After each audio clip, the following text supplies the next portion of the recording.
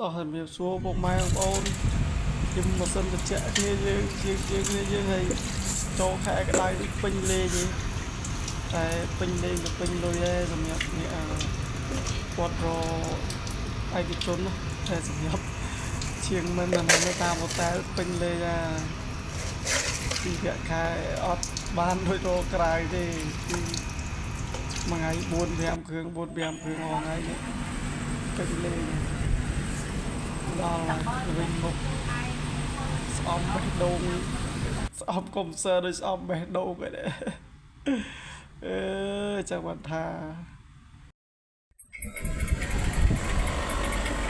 នេះបើមិនសិនជា401បែកញើសលើមកអែមនិយាយឲ្យខ្ញុំគ្រប់អស់ហើយតែខែក្តៅដូចនេះ